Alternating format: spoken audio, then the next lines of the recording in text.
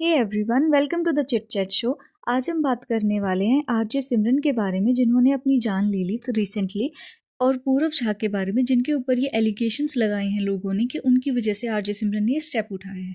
अभी जो लोग इन दोनों को नहीं जानते ना, तो आरजे सिमरन जम्मू की आरजे थी। इनफैक्ट उन्होंने 2 साल पहले अपना आरजे का जॉब छोड़कर फ्रीलांसर बनना पसंद किया था और उन्होंने यूट्यूब पर और इंस्टाग्राम पर अपनी वीडियोज़ डालनी शुरू कर दी थी। और जो पूरव झा है ना, वो रिसेंटली बहुत ज़्यादा हाइप में आई हैं उनके वीडियोस की वजह से, और उनको एआई ऑफ इंडिया भी बोला जाता है। अभी जो पूरव है ना, वो यूट्यूबर भी है और वो इंस्टाग्राम पे पोस्ट भी डालते हैं। जो पूरव झा है, उनको पहले लोग इतना नहीं जानते थे, बट जो 2024 का ईयर गया है, उससे उनकी एक अलग ही हाइप क्रिएट हो गई है। अभी ये दोनों ना दिखाने के लिए फ्रेंड्स थे। इनफैक्ट ये दोनों व्लॉग्स में भी आते रहते थे, साथ ट्रैवलिंग भी करते थे। रिसेंटली वो लोग मुंबई भी गए थे, तो उनकी काफ़ी सारी प्यारी प्यारी वीडियोस हमें इंस्टाग्राम पर देखने को भी मिलती थी। अभी जो सिमरन है ना, उनकी डेथ के काफ़ी सारे रीज़न सामने आ रहे हैं, जिसमें से पहला पॉसिबल रीज़न ये हो सकता है, जो उनके फ्रेंड्स ने बताया, कि जो सिमरन थी, उन्होंने अपना आरजे का जॉब छोड़कर फ्रीलांसिंग स्टार्ट कर दी थी। इंस्टाग्राम से पैसे कमाना या फिर यूट्यूब पर वीडियोस डालना, ये सब चीज़ें उन्होंने स्टार्ट की थी। बट इसमें ना उनको इतनी ज़्यादा ग्रोथ नहीं मिल पा रही थी, क्योंकि उन्हें इतना काम नहीं मिल रहा था इस फील्ड में। अभी इसकी वजह से उनकी इनकम भी कम हो चुकी थी, और जो उनके ड्रीम्स थे, गोल्स थे, वो सारी चीज़ें मीट नहीं हो पा रही थी। अभी सी ये सब चीज़ें ना टेम्परेरी होती है। आज हमें काम मिल रहा है, कल शायद हमें कोई काम ना मिले। बट हमें एक चीज़ अपने दिमाग में रखनी चाहिए कि ये सब चीज़ें टेम्परेरी होती है। ज़रूरी नहीं है हमें पूरी लाइफ ही कोई काम नहीं मिलेगा। But we should keep one thing in mind, that we have to stay consistent in whatever we do. अभी हम हमारे हाथ में नहीं है ये चीज़ कि हमें कितना काम मिलेगा, बट हम अपना बेस्ट दे सकते हैं। अभी इसके साथ साथ ना सेकंड रीज़न सिमरन की डेथ का ये भी बताया जा रहा है कि उनका जो लिव इन पार्टनर था, उनके साथ उनके इश्यूज चल रहे थे। इनफैक्ट वो 4 महीने बाद शादी करने वाली थी, बट उनका लिव इन जो पार्टनर था, वो उस चीज़ से मना कर रहा था। अभी इस चीज़ का कोई भी प्रूफ नहीं है हमारे पास। बस ये वो चीज़ें हैं जो इंटरनेट पर सर्कुलेट हो रही है। ना ही तो अभी किसी को ये पता है कि उनका लिव इन पार्टनर था भी या नहीं, या फिर अगर था तो वो उनके साथ शादी करने वाली थी, उन्होंने मना किया। ये सब चीज़ें उनकी प्राइवेट थी, दोनों की अपनी आपस की बातें थी। बट ये सब चीज़ें इंस्टाग्राम पे सर्कुलेट करना बहुत गलत है, क्योंकि इन सब चीज़ों के बारे में किसी को पता ही नहीं है, तो क्यों झूठी बातें कर।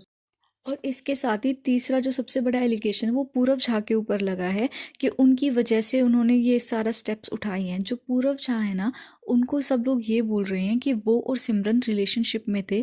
इनफैक्ट पूरव ने ही उनसे शादी करने के लिए या फिर आगे रिलेशनशिप कंटिन्यू करने के लिए मना कर दिया।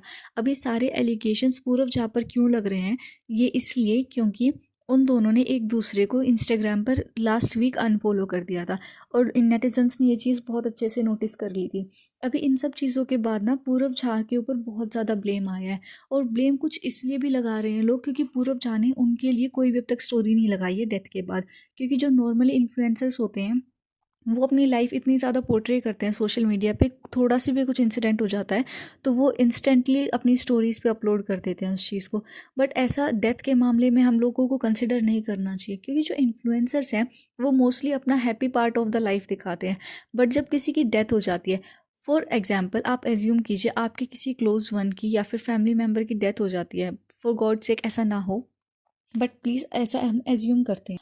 अभी इसके बाद आपका पहला स्टेप क्या होगा? क्या आप उसको सोशल मीडिया पे उनकी फ़ोटो लगाकर दिखाएंगे कि मेरे इनकी डेथ हो चुकी है, या फिर मैं इनके कितने क्लोज था, या आप उस चीज़ को पर्सनली ग्रीव करना चाहेंगे? अभी इन सब चीज़ों को ना हम इन्फ्लुएंसर से एक्सपेक्ट नहीं करते। हम लोग ये सोचते हैं कि उनकी किसी की डेथ हो गई या कुछ भी चीज़ हो गई, वो इंस्टेंटली अभी स्टोरी लगाते, चाहे उनके पेरेंट्स की हो, भाई बहन की, या फिर किसी क्लोज वन की। हम बस ये एक्सपेक्टेशन रखते हैं इनका क्या रिएक्शन है, अभी ये जल्दी से स्टोरी लगा दें। बट ऐसा ना होना नहीं चाहिए। वो भी एक नॉर्मल ह्यूमन बीइंग है, उनको भी टाइम मिलना चाहिए अपना पर्सनल।